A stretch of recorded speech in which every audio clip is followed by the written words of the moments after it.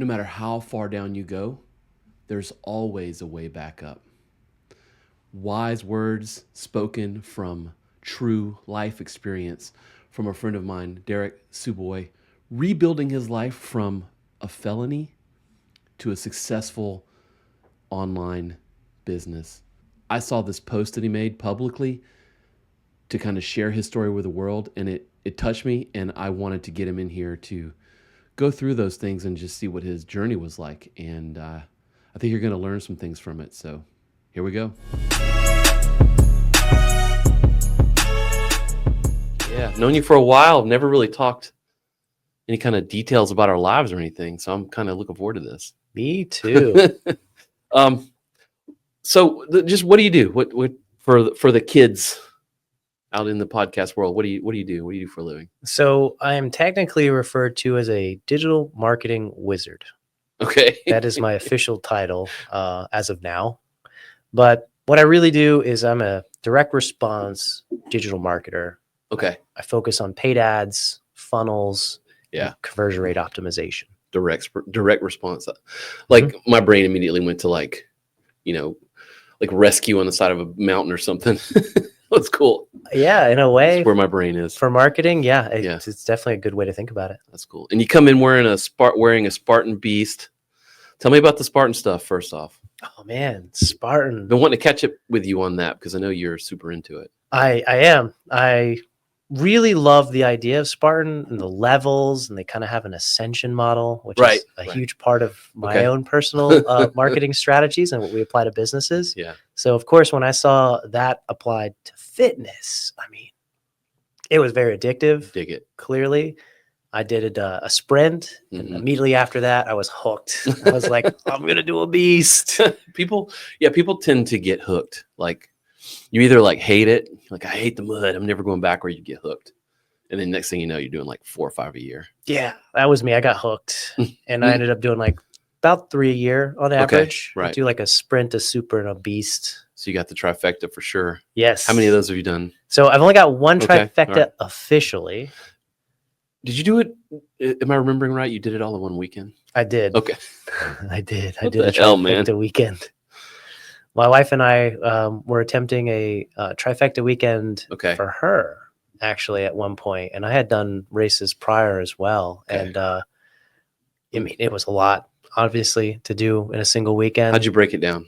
So we did the beast first. Yeah, that was the hardest one first. Okay. I like your style. We had to knock that out, and then after that, we had the sprint and then the super. So, oh boy, yeah. Well, I mean, so it's like beast one day, beast the next day. Yeah, kind of pretty much because you stack the sprint and the super, right? You just kind of finished and kept going. I mean, at that point, the sprint feels like nothing. You're like, let's just finish this. That's just practice, you know. Man, yeah, that's a lot in one weekend, man. I've been kind of on my bucket list to do one of those in a weekend, but I've just never pulled the trigger on on it. It just seems excessive. You just need a hotel room and a fast food budget. Holy crap. You'll be good. Holy crap. Yeah, that's rough, man. That's a lot. I've been doing them for a while too. I really dig them. I'm an old school Spartan racer though. Like when I first did it was like 2014. They had the dudes right before you jump over the fire, you had to run through these 3 or 4 dudes in like a Spartan helmet and a cape, shirtless, with like these big what do they call them? Like a giant Q-tip. Call them a pugil stick. Oh. You had to run through these guys, and they would try to knock you on your ass and stuff. It was really. And then they kind of quit doing it. I'm not sure if somebody got hurt or what the deal was, but they cut that out. Oh man, that would have been so. That was the day, man. That was cool. It was cool. I tell you, the first race that hooked me was they're bankrupt now. It was called the Zombie Run, and it was a mud race, and then they had volunteers come, and they had this is like early on when Walking Dead was like first coming out, right? And so they had people come out and get movie quality zombie makeup. And then you ran the race with like 4 or 5 flags, kind of like flag football. And if you ended the race without your flags, you were dead. Oh, but you had to end the race with a flag. And these freaks they would come at you, man. I'm pretty sure that race wasn't safe. Oh yeah, I can imagine. But it was fun. It sounds like a lot of fun. I would definitely love to do that race. They went bankrupt. But I could see why. That probably, you know, it's a little scary. Worked out. Yeah. And I remember this one little girl, I say little girl, it's like 12 or whatever. It was like dressed like a zombie and was just like in the middle of like this crowd of people, like, just grabbing flags. Like, that's cool. They probably have a contest for the zombies who can grab the most flags. I'm not sure. I think if you volunteered, you could run for free, but it was fun. That's what got me hooked, was that race. And then, you know, Spartan's not a big jump to find one. I mean, there's one everywhere. So yeah, they're very common and accessible these days. Yeah, very cool. Very cool. So you got some plan for this year?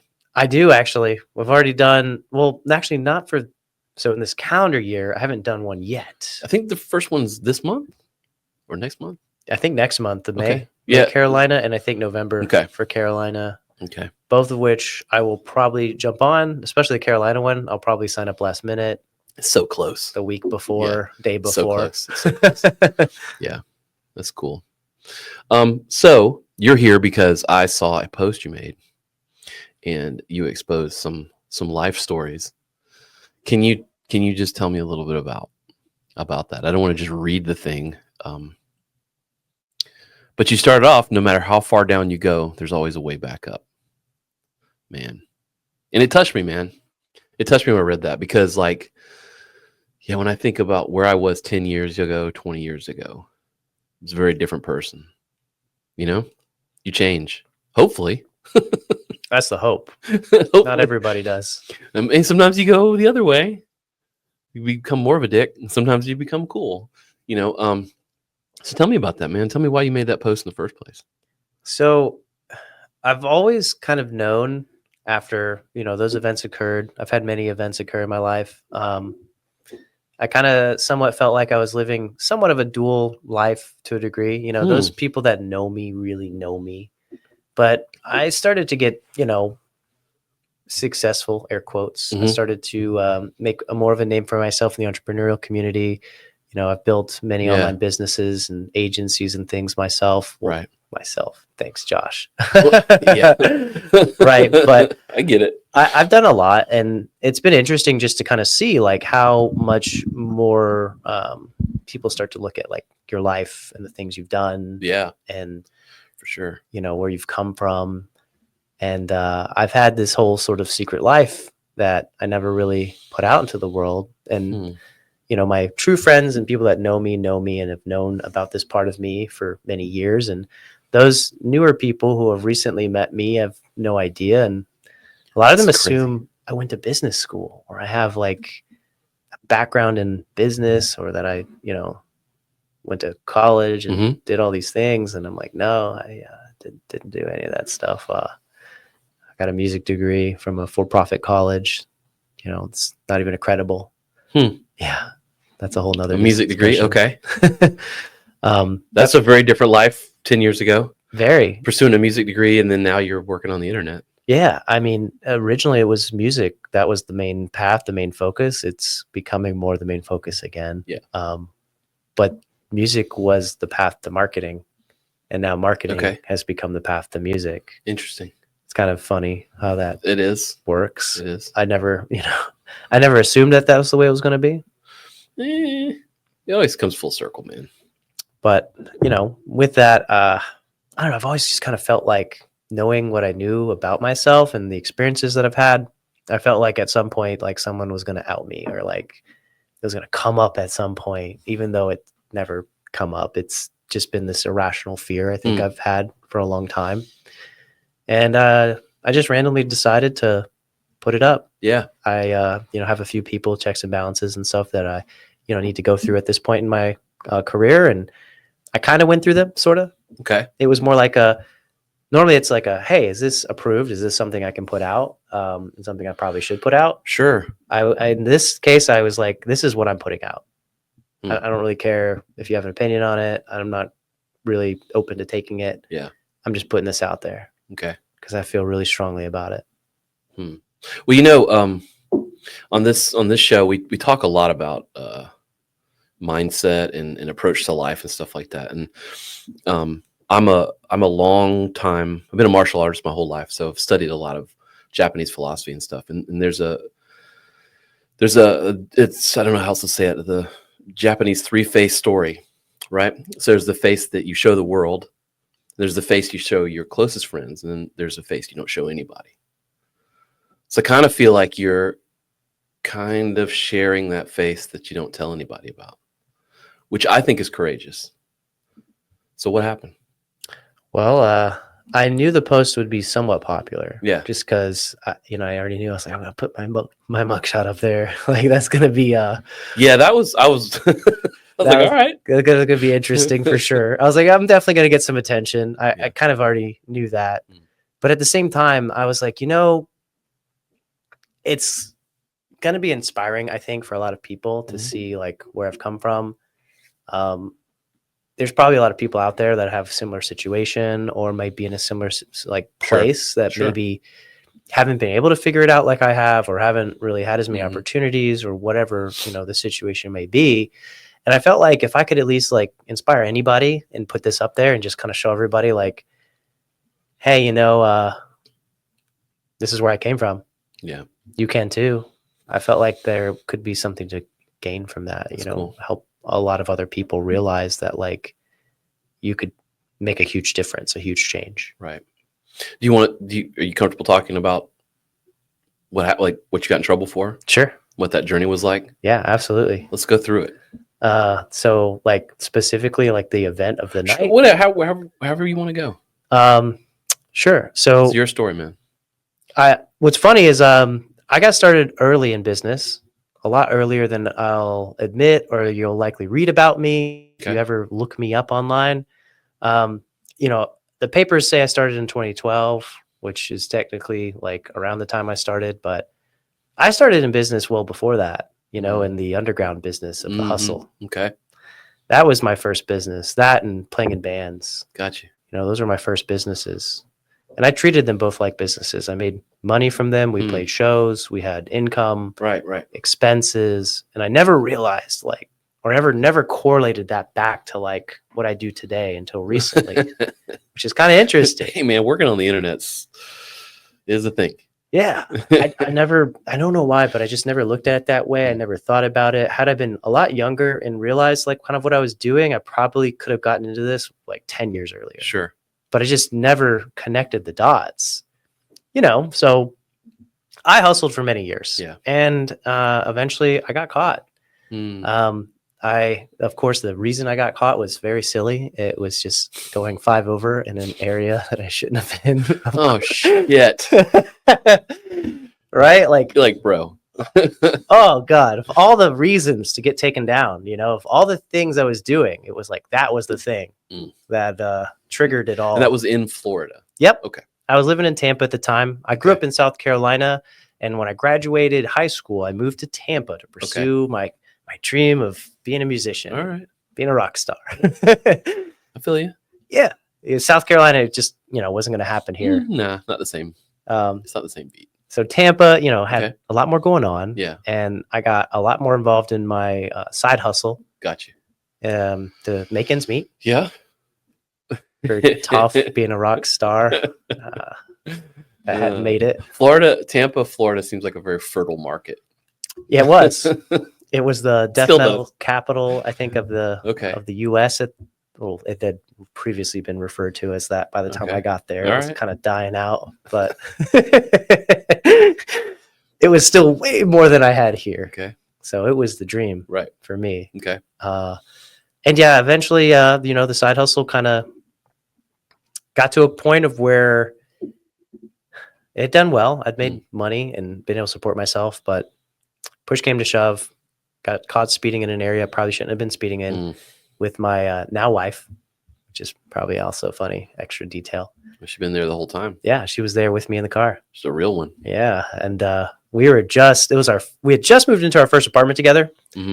So we had gone from kind of like being not super serious dating to like getting kind of serious. Like we got a place together now. Like we're getting really serious. And I was apprehensive to even like take that step just because I really wanted to make sure things were like set, and I didn't want to rush into anything too quickly. I'd previously rushed into other like relationships and things a bit too fast. Yeah. So I really wanted to be careful this time. And then that all happened. And I was like, wow. Gee, how old were you at the time? How old were you in 2014, 15? Lord, that's going to be the hardest question to answer. I want to say I was probably 26. Okay. 26. All right. Maybe 25. All right. Don't hold me to that. No, that's fine. I'm just trying to get a sense for like, where were you in your adult journey? You know, I was born in 89. Yeah. Sort of like, I'll give you guys that. Pretty well into it. Yeah. I mean, I was working full time, had my career kind of established. The point being, this isn't like hey, I'm a new teenager out in the world and I made a mistake. This is like, I was mid-20s. I've been doing this a while. I was mid-20s, definitely. Yeah. You're an established human. 25-ish, probably good. Yeah. Like guesstimate, if not exactly correct. Gotcha. Yeah. I mean, I was working full time. I mean, I was making like decent money, but for some reason, I still wanted to make the side money. Well, of course. Right? It was good money. Yeah. I mean, it wasn't as much as I was making full time. We all do freelance. But yeah, I was just addicted to the idea of making extra money on the side. It felt really good to just like make that extra money. And I felt like I was helping people, which is arguable. I'm not going to argue with you. Supply and demand, right? But at the end of the day, you know, when that happened, I had to make a really difficult decision. My now wife, who was not my wife at the time, I had to say, hey, you know, I have plausible deniability. I could totally like get away with maybe more here if I, you know, take a certain course of actions, or I can double down, admit fault at the scene, which is a really bad move. If anyone here listening has been through a similar situation, probably the worst thing you could do. Like, you should never do that. You know, you should obviously not say anything. Well, yeah. Wait for your lawyer. Go to court, right? Deal with that way. Let the lawyer talk. Yeah. Be a lot smarter. Right. But she was with me. She was not a U.S. citizen. You know, pending all of that stuff. Right. Can't be tied up in anything like this. So it's a mess. Right. And even more of a mess if she gets tied up in anything I'm doing. Right. So I had a choice to make at the time. It was like, either I take the fall right here, right now. I can let her go completely scotch-free. She can take my stuff, take everything, and just go. Or I can share potentially the blame. I could even probably pass the buck here, possibly. Yeah. There's a lot of things that happen. Sure. Right? Yeah. Trust me, all those thoughts went through my head. And I had to make a difficult decision within the first, 5-10 seconds, right? Of like, what am I going to do? Wow. And I obviously took the fall. I took the blame. I admitted. I took accountability, basically, of the situation, so I could save my future wife, who thankfully still ended up becoming my wife. You know, maybe it had something to do with it. You think? Maybe, but probably not. You know, okay. I'd like to think it didn't, but it just further showed like my devotion to like my goals, accountability, owning my mistake. Yeah. I knew at the end of the day that if I owned my mistake, it would work out better for me, and I'd be able to find a way to turn this into something else. Do you find that has followed you into business even today? Like, I find that it's like an ego thing for me. Like, if I ever make a mistake, I always go down this rabbit hole of like, I've got to own it. I got to fix it. You know, we just had a not an issue. It wasn't, the client wasn't even, they didn't even care. They would have kept working with us the way we were, but it didn't sit right with me. So we had to go and fix this issue, and it cost me a lot of money, and they would have never known. But like, you just can't live with yourself. You know, I don't know if that moment has followed you through. I'm being vague, but that moment has followed you through, like in business, where you've run into any issues where you're like, oh, I kind of fucked all this up. But that's a fact of the matter. I got to call them and fix it. And yeah, I see that as a fact of the matter kind of situation. And I think anyone that knows me especially would say I'm 100% that person. Yeah. 100% of the time, even to a detriment. That's cool. Because I just care so much about the why and like why we're doing this and like what got us down this path to begin with, more than I care about like whose mistake it was. It could be mine, it could be yours. It's irrelevant. We're here to solve it. Yeah. Yeah. I mean, it's mine. I accept it. Let's just fix it. Yeah. It's so much better. Anytime I've ever done that, I've usually won. Same. Or at least and anytime I've ever tried to do the opposite, I've usually gotten screwed. I hate kind of doing the opposite. And honestly, even in those situations, sleep. I'll even eat it, Yeah. and that's part of being like a business owner. And, I think so. Being the man is you're going to own all of it. You kind of have to. All right, man. So you got busted. I did. What's next? I went to jail. Just waiting for that hammer. Yeah, that was pretty brutal. My dad was a cop as well. Really? CPD. So not in Tampa, unfortunately. He's a cop here in Columbia? Yeah, retired. Damn. Yeah. But he didn't want to help too much. I mean, he wanted to help, of course, and he gave me some great advice. Okay. But that was about all he could do, Yeah. You're a couple states away. Yeah. If we were in the same jurisdiction, I'm sure he could have maybe helped me a lot. But oh, man. With this one, I was on my own. Yeah. And he made that very clear. He's like, nothing I can do for it, buddy. Yeah. Damn. Yeah, that was a tough night. Talk about owning something. I mean, yeah. It could have been me and her in jail, but it ended up just being me because there was no point in having both of us, go down for something that was 100% my fault. Yeah. Right. It'd just be easier for me to solve it, easier for me to handle it. And you can get me out. Yeah. Yep. Which she did. Okay. She got me out the next day. So what was that process like from that point to the next step, I guess, kind of cleaning it up, So she went through several steps to kind of get me out. Okay. I don't remember, I was going through a lot at the time, so I don't remember everything involved. I know it had a lot to do with money, getting cash, all these things. Yeah, I'm sure. They took all my cash when I got arrested, so they went a lot of my money at the time, and I did not get that back, by the way. They totally confiscated that, and I was gone forever, which is kind of ridiculous. I always wonder what they do with it, too. They keep it. I'm sure they keep the money. It's like ridiculous. A bonus? Do they get like a Christmas bonus? I hope so. At least somebody does something with it, because I sure as heck didn't get it back. Or is there like a room somewhere which is like mountains of cash that's been seized, it's been sitting there since like 1985? Cash and all the collateral. Yeah, like what's going on? Yeah, I heard that they were going to bring the collateral to the, which I didn't get to see all this because of the method that I went through, but had we gone through the proceedings and things and gone through all of the full process, the dog and pony show, it would have been cool to see that bag that they were throwing back and forth at the traffic stop together like a football. Man, they were more excited about the find, I think, than I was. Yeah, it was. I mean, it was a great, experience. Looking back now, everybody was happy and excited. They made a big score, and it was like, wow, my life's over. But you're like, hope you guys are having fun, you bastards. All right, so how do you fix a felony? Well, depending on the state you're in and the circumstances of the alleged occurrence or potential incident that might have happened, you get a few options. For me, I had a DPTI process, which is a pretrial intervention, which essentially meant that I could go to a drug rehabilitation program, and proceed through that process. And if I succeed through that process and plan, then they'd be willing to throw my case out. Okay. It's a pretty good deal. That's helpful. Yeah, it was pretty helpful. Yeah. Rehab wasn't as bad as, you might have assumed. I mean, it was absolutely bad. And especially if there's absolutely people out there that really you need that extra help. Whereas I kind of didn't, unfortunately. And it was just more apparent and obvious as I went through the process and went through the things. It was kind of traumatic, honestly, going through that, not having necessarily the same level of problems and the things you have to do. It was an interesting experience, to say the least. Random drug tests 3 to 4 times a week, many of which you could also fail completely by accident, which is happening to me a lot. Because right after all that happened, I had to quit drinking as well, which was not related. And I loved craft beer at the time. So that was a challenge. Yeah. That was like when I first got into And you're in Tampa.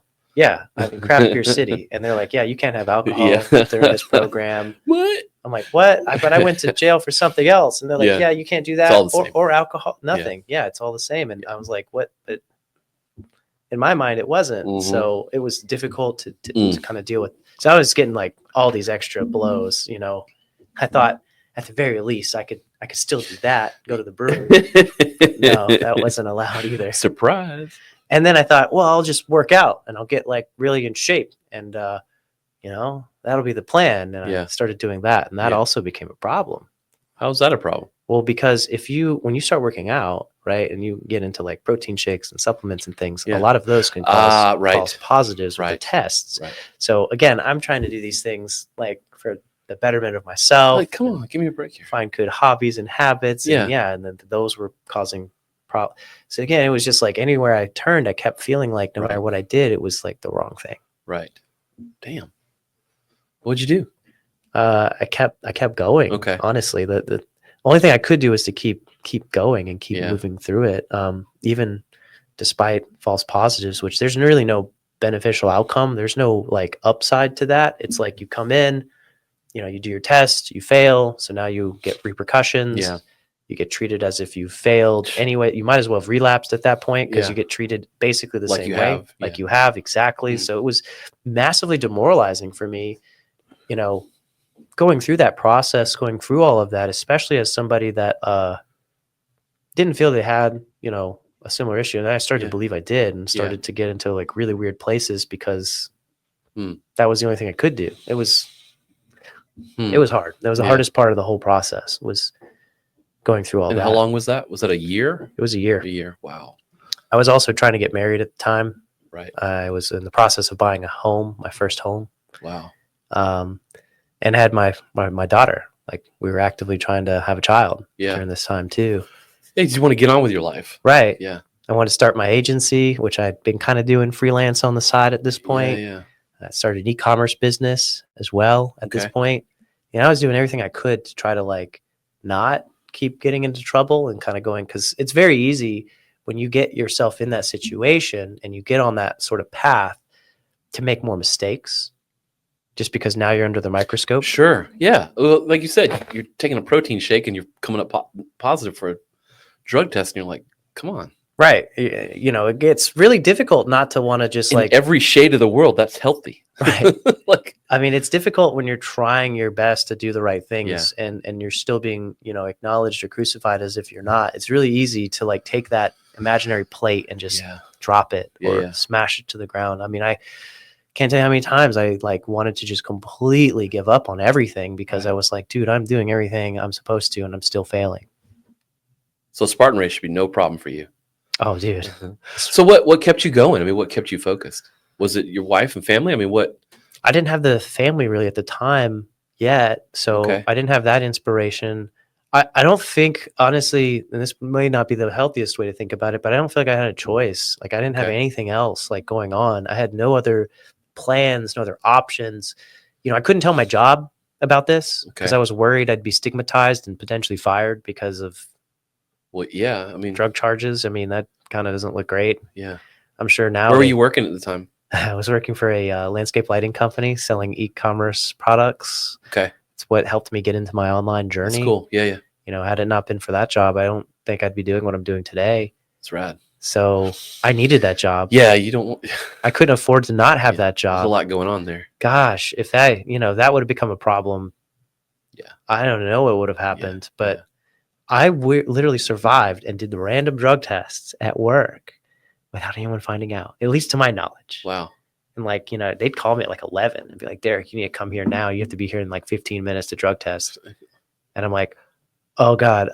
Guys, I don't feel good. Guys, I got a dentist appointment I totally forgot to tell you about that I have to go to right now. Yeah. I mean, again, managers that managed me and people that managed me at the time may have a different, view possibly on this. Maybe they might anecdotally now that they know what they know, but I don't think anyone knew at the time. I think you'd know if they knew. Yeah, I think I would have. They'd be like, bro, what's going on? There was one person that did know who wasn't, a manager. And I had Josh, of course, who knew everything going on the whole time. So, I mean, there were people that knew, but I don't think anyone knew. Yeah. Well, that's also a testament to you doing your job. You know what I mean? Because, honestly, if you're a fuck up, they're going to look for things. I mean, you got to be a stand-up citizen at work to be able to have that kind of flexibility too, That's a good way to be able to pull it off. I think so. Unless you tell me otherwise. No, I mean, you're not going to get that leeway without earning it. Yeah. I mean, you've had employees. I mean, you're not going to just take them at face value for everything. I mean, no. if you do great work, it's a real world. Yeah. Right. Yeah. You do great work. I mean, we it's care earned. About the result. Like how we get there is whatever. Yeah. Like I don't need to micromanage or worry about what you're doing on a day to day if we're getting what we need. Like so you just felt like your back was against the wall. You just had to make this happen. I didn't have another choice. I mean, it was, push on forward because I have to get through this. Yeah. What's funny, Gene, is my wife and I wanted to get married during all this. Our plan was, and I told her dad as well, this was like the plan. I was like, okay, now I know you may not be a fan of this order here. But this is the plan. Okay. We're going to do house, marriage, babies. Yeah. Right. I know it's supposed to be a different order, depending on what you believe, but I want to do it this way. This is the plan. And I literally made the plan happen. I mean, we literally, during that process, bought the house, we got married, we scheduled the wedding and planned it during this whole thing, which her family had no idea. Yeah. But I could not leave the county, technically. Ooh. My wife's Colombian, the other Colombia. Yeah, yeah. So with 2 O's. Yeah. Yeah. So we had a Colombian wedding planned. And I saw that note how you were almost late, but like how do you pull that off? So the day of my wedding, I was gonna fly out like 2 days or one or 2 days basically before the actual wedding date, because I graduated from the program that following Friday. Whoa. So and I had planned this the whole time. I already knew I was gonna graduate and when I was gonna graduate. I'd already talked to my lawyer. I had this all planned. Right. Well, because of some of the false positives that I had during the program, when I went to court, the last, they throw that shit in your face. Yeah. The second time before the last, the judge was really pissed at me, and I'll never forget his name. I'm not going to say it here, but like that judge did not like me for some reason. And I don't know, he was either having a bad day maybe or something, but he threw the book at me. Are you shitting me? No, dude, he threw the book at me and he was like, Derek, those false positives you had 2 months ago and the last month you had one, we're going to keep you in the program another month. Like, bro. And I'm like, I can't do that. I'm going to miss my wedding. I didn't tell him that, but I'm just right. Yeah. Cause that'll just start an argument. Right. And I'm not trying to argue. It's just it's unacceptable. Like what, why do you feel that way? Yeah. Is there anything I can do to kind of combat that? Of course they didn't want to hear anything. Right. It was just that's done. Wow. That's the plan. Yeah. So I had to leave my second to last court date. And the next court date I had was to graduate the program, which was supposed to be the day, it was like a Friday. And then I fly out Saturday to go to my wedding, which is on Monday. Yeah. That's tight. Yeah. Very tight. Okay. Everyone's planned and done all this stuff. It's overseas. I have nothing to do with it. All the stuff. No one can find out as to why either. Yeah. You don't want to tell.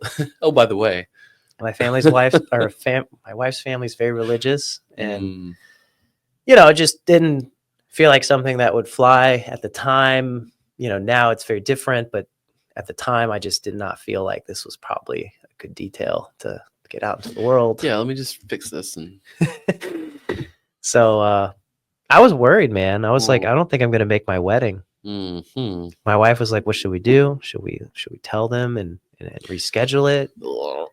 Should we rebook our flights? Should we roll on like nothing's going to happen, even though they told you you weren't going to graduate? Yeah. What do we do? I was like, I don't know. I'm not sure. What do we? Oh, I should talk to some people. So I started reaching out to some friends and people and asking questions. Okay. And I talked to one of my counselors at the DPTI program who had observed me the whole time. She was one of the only people that was like, Derek, why are you here?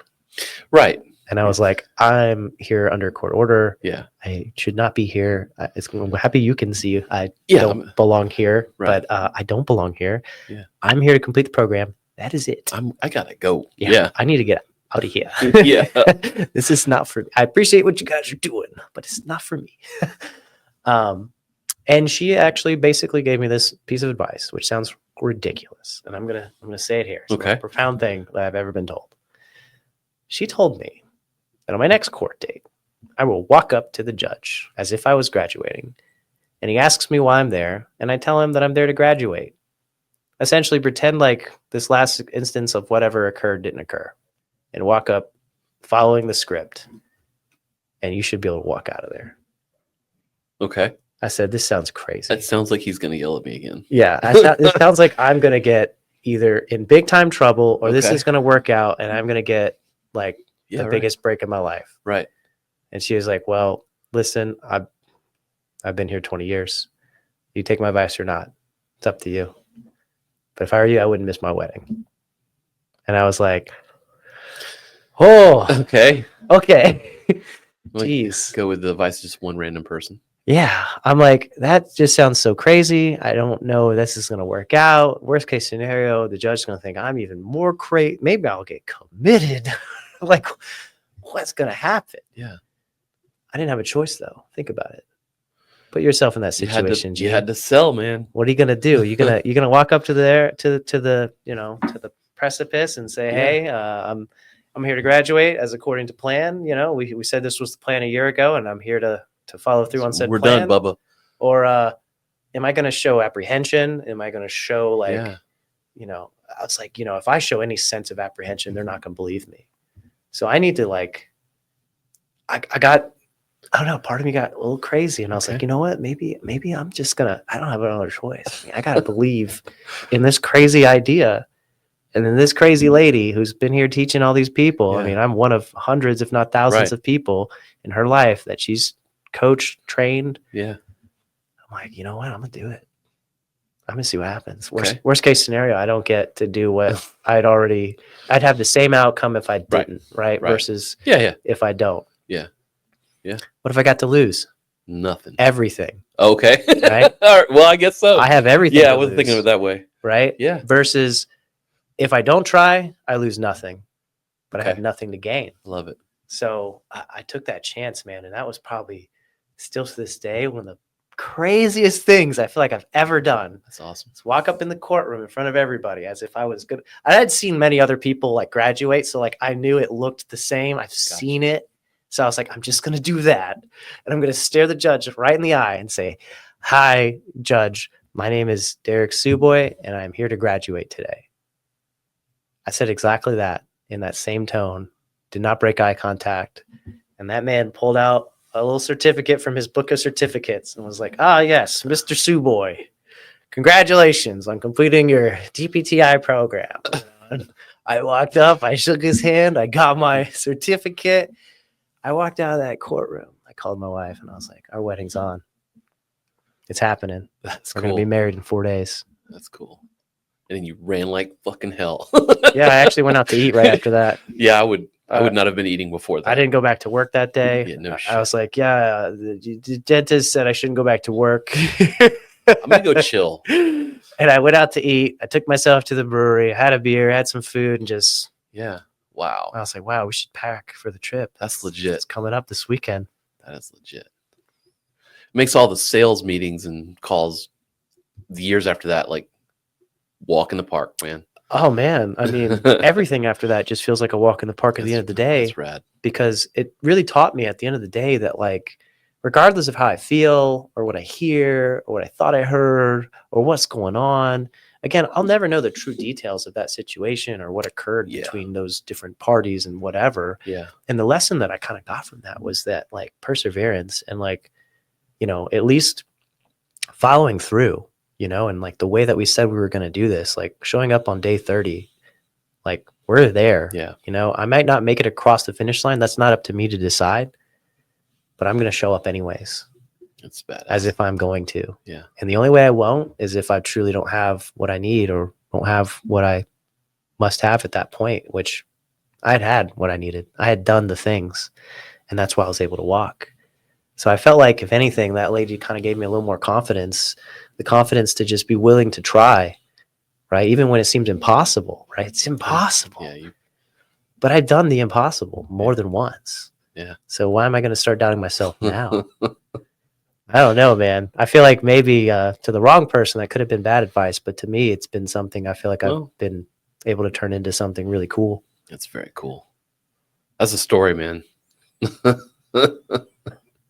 That's cool. Well, it doesn't mean anything, maybe, but I'm proud of you, dude. I'm proud of all that. That means a lot to me, Gene. Well, I appreciate it, but that's legit. That is legit.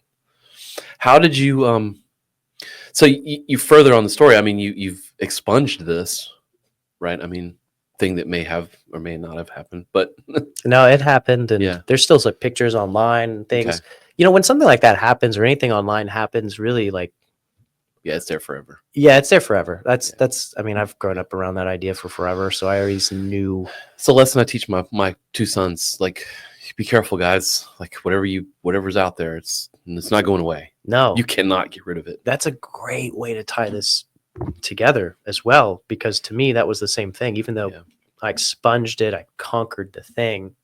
Deep down, I still knew at some point this was going to come back. It's still there. This was gonna I was like, I'm gonna achieve something, or I've recently gotten some awards, and I was like, man, I'm waiting for somebody to post my mugshot here on this post. You know what I mean? I was just waiting for it. And there's something to be said, at least, about, and I won't say it as well as someone else probably did, but when you're the first one to put something out there that's like bad, or you're the one to own your own mistake, right? Like, no one can take that power from you at that point. And like, after it's been out there and you've done the thing and atoned for it, like, what power does it have now? It shouldn't. It has none. It shouldn't. In fact, I got more compliments on my mugshot than I expected. Look pretty good, bro. Yeah. Really? Because I was scared shitless in that picture. Yeah. I mean, geez, when I think about like what was going through my head when I took that photo. Oh my goodness. As opposed to now, I mean, I felt so confident that I jokingly would make it my profile picture at this point. That's how like unfazed I am now about how I feel about it. You've come a long way. I mean, it's ancient history. We all have ancient history. Some is a little more dramatic than others. We all have a history. We all have skeletons. Yeah. We all got it. But I guess it's one thing to, turn it into something that you can use to propel yourself, or that can now become a benefit or a boon even, right? I mean, there's a lot to be said about owning your mistakes. I mean, can't change the past. You really can't. That's solid, dude. So, I mean, fast forward to today. I mean, you've been kicking some ass. You moved back to Columbia. I mean, here with your family and everything. That's cool. Yeah, we ended up after a few years of working on the agency and e-commerce business at the time, we got to a point of where moving back to Columbia made sense, and I really wanted to be close to my mom and dad. It's my hometown, and my wife's from the other Columbia. So it's kind of funny. Well, if we're going to be, close to anybody, it would make pretty funny. The most sense to be close to my family. And we used to go visit Tampa and hang out and do things. And if her parents come, which they come back and forth, they come to stay with us. So it's easier to support our family here, and more fun, honestly, to support. Okay. Oh yeah. I like it. I love it here. I'm not going We have everything we kind of need within the vicinity. And you do. There's Atlanta, Charlotte. I mean, it's so easy to travel from here. I wouldn't want to live in a city like Atlanta. No. Even Charlotte now, it's so full. It's too much. Yeah. It's easier, I think, to live a bit outside and then drive to the madness. We can get to the chaos anytime we want. And I love being on the outskirts because it's a calm, chill, easier life that way. So what I would ask a generic question. You mentioned it a couple times, but this is like last week you made this thing. So thanks for jumping on in here. I was like, God, I got to hear this story. What have you experienced since you posted? I mean, you dropped some hints, but I mean, you got a bunch of people reaching out to you. Oh man. I kind of knew it was going to be a popular post just because of the content. Yeah. Right. But yeah, it's been profound, actually. I've gotten a lot more out of this than I ever expected, to be honest, which is really cool. And I plan to share a lot more and continue down this direction just because it has been very fruitful, not like financially per se. I mean, yes, I have gotten some financial opportunities and clients, believe it or not, actually, out of this post, which is shocking. It kind of, but I mean, everybody has a story, man. Everybody's got some shit they've dealt with, and in a way that maybe they feel like they can trust you a little bit more. Yeah. You'd think it would have the opposite effect. Yeah, right. But, You'd think. But no, that's not how it works. No. That's not how the world works. And that's such a cool thing, man, because I've always been a huge fan of transparency, and anyone that's ever worked with me or knows me knows that I'm a crusade for the truth, regardless of like whether it's something we want to hear or not. Yeah. Like that's always been like my big thing. And transparency. And even if like a project isn't going to work out, like I will tell you to your face before we even decide to work on it that I don't think it's going to work. That's hard to do, man. X, Y, and Z. Yeah, dude. Like no one in my space does that. No one. No. Right? No. Whereas I can't fathom working on something I don't like truly believe in or feel like is going to have some sort of like inherent value. And if not, then as long as you're willing to accept the terms under the pretense that this isn't going to likely make any money, then we're only going to spend it. And we're going to do our best to learn and try to get you the best result possible, which is very likely going to be negative something. Yeah. And you're completely okay with that. I'd love for you to sign the proposal. What a great sales pitch. Yeah, right. Sign me up, bro. You need to have the relative context, you know? Yeah, right. That's, to me, what's the most important. That's hard to do. That's very hard to do. I mean, I've taken projects over the years I've not been proud of, you know? Yeah. And they always suck. It's never worth the money either. No, and they suck. Like we were doing some like I wasn't aware necessarily because I was stupid, I think, but like predatory lending companies. Oh. And then, you know, you build a series of, you're like, well, they want 12 websites. We start working on them. We get about halfway through and I'm like, I feel really gross about this client, you know, and you're like, we got to finish them, I guess, you know, so you wind up doing a shit job, you know, and you're like, we can't do that again. It's just not good. I can't put that in the world. Yeah. You know, the congruent opportunity. And that's for us a big But then you're like, but I got 4 employees and they're paying well. I don't, you know, I bet they really like their paycheck. So I'm like balancing it, but still at the end of the day, it's probably not worth it. Yeah, it's a hard one, man, especially in terms of like managing the team and paying for the team. You know, that's a lesson that Josh and I unfortunately learned the hard way. We took on a lot of debt to keep our team fed in our tough times. And when we decided to I've done that too. Make some hard decisions that may not have been the most financially advantageous, but it aligned with our morals, our beliefs. And I'd happily take on that debt again to make the same decision because you're taking care of people. Right. And it aligned with our belief system, which ultimately put us further back. But we've been able to transcend those back steps and those moves forward by, I think, sticking to our guns and staying rooted in our convictions. It's kind of a fun thing about business that's always inspired me is that you can make mistakes, you can go backwards, but you do have the power to like push forward and make changes. And that takes a certain amount of grit though, you know, because you've been doing this for a while. I know there are days when you wake up and you just feel like every day, I think I'm kind of done with this. Every day. How do I get out of this? I think that every day. Yeah. Or you're like, why are we doing this? Why are we doing this? Why are we doing this? You know, it's just I don't know if it's like 50% grit and 50% stupidity. Yes. I think that's a great way to put it. Sometimes I think I'm just kind of dumb. Yeah. You have to be kind of dumb. Yeah, that's a great way to put it. I completely agree with that. And I tell my wife this all the time. I'm like, no one's as stupid as me. Yeah. You're like, why are we doing this shit? But then you do something cool and you're like, oh, that's why we're doing that. Yeah. Yeah. I created that out of nothing.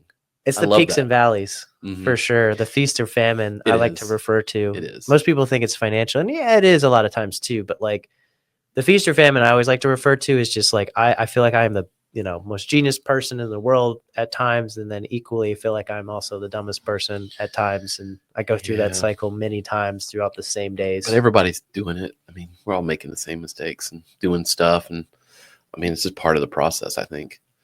We were talking about that when we were walking in. You can kind of look at after a few years of doing stuff, you can sort of look at someone and see where they are on the timeline of their journey. Yeah. You know, I guess another thing too is perseverance to a degree. Like, I mean, Josh and I kind of have difficulty sometimes quantifying what we consider to be successful. And we struggled with the idea for a long time. And over the years, I've noticed many online agencies and businesses come and go. Right. And I've seen it and I'm like, dude, we're still here. We're still doing the same stuff. I love you saying that. You know, like sometimes like we expect this idea of success to be some grandiose sort of thing that we're going to experience or get to. And as someone who, I guess lives in success, which, you know, I'm not saying like a whole lot there. I'm just saying like I consider myself successful by my own means. Yeah, you pay the bills, man. Right. I pay the bills doing what I love to do. Right. Yep. That is success. I control my schedule. 100%. That is success. I'm working on a new post, man. What real rich really looks like. You know, again, I'm not a working title here, but like it's the same idea. I love it. Conveying what rich really looks like today. But yeah, I don't know, man. It just being able to like still do the same thing and wake up every day and be like, we're still here, we're still doing this. That is success. I think so. Yeah, I think so, hands down. Because the financial security, the big wins, you know, big payday or whatever, that comes and goes, man. It's as much as it comes, it's like you suffer equal amount, in my opinion. And I don't care. I don't care what level you are. I mean, you look at somebody like Elon Musk, you know, he's 400-time billionaire or whatever. It's like he's still suffering through some stuff. You know what I mean? That dude's got his own issues. We got our own issues, you know? It's like it doesn't matter what level you're at. You're still riding those waves, you know? If it's not income, it's cash flow, dude, right? Or something. It's always something. It's always a leak you got to plug or something. Yeah. But I love what you said about perseverance. I've always thought that the way to win is just to be there the longest. It's weird because I used to never agree with that idea. I always come from more of an elitist kind of mindset originally. And as I'm getting older and being humbled more in life, and getting to that point now too where I'm not going to be the best, you know, for very long maybe, or I'll start to lose that edge, right? I'm still in my mid-30s right now, so I still got some edge. At some point, man, that's going to all be gone and I'll have a different perspective. I think that, and I think what you'll find is that you will still have your edge. It'll just be a different weapon. Yeah. You know what I mean? We're sick with the metaphors, but like, I think that's what you'll find. And we were talking about that a little bit where like, you know, the course of 20, we're period 3, the web design company, about 23 years old. That's like crazy. You know, yeah, it's freaky, but like it is not the same business that we started off with. I mean, obviously 20 years ago, the internet was different than it is now.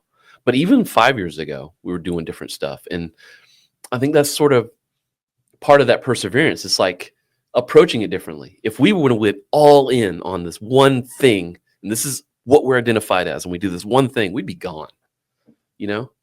But you're able to kind of move, change, use your wisdom, you know, use your experience, change what you do. You can stick around. And to me, that's success. It really is. So it's really cool to hear you talking about that perseverance. A lot of people don't talk about that. Yeah, surprisingly. And then how many people have you seen that like make them sound weak, I guess, which is not really the point, but like the first sign of adversity, it's like they just fold it up, you know? Oh man, if I had a nickel. So I had a business partner, not in this business, is a different business, but like first sign of adversity, this took off, man. I can't handle this. Can't do it.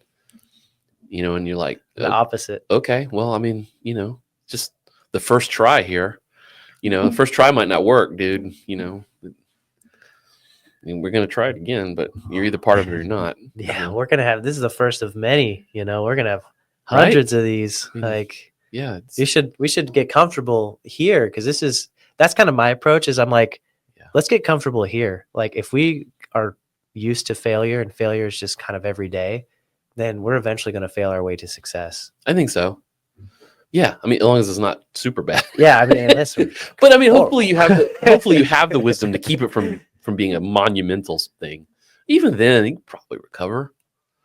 I mean, as long as you have your your health and your family, your mindset, you know, you'll be fine. And you got support from the people that you love. I mean, I think you're going to be good to go. I agree, man. That's really all you need. I think so. The willingness to want to continue getting back up, right? And obviously make financial sense and things to a degree. Yeah. Keep doing it. Live on the credit cards for a couple months. Okay? Sometimes you have to. Yeah. As long as it's only a couple months, you'll be okay. Just don't tell Dave Ramsey. Well, man, that's a compelling story. Thank you for sharing that with me. I really appreciate it. I know listeners are going to get a lot out of it, and I look forward to seeing how that plays out. Me too. Thanks so much for having me, Gene. I'm a really big fan, actually, of your podcast as well. I appreciate it. And how you kind of tie things together between mindset, business, fitness. We try. And then, of course, in the Japanese way. I'm a little partial to that, obviously. Are you? Okay, cool. Awesome. Well, thanks, man.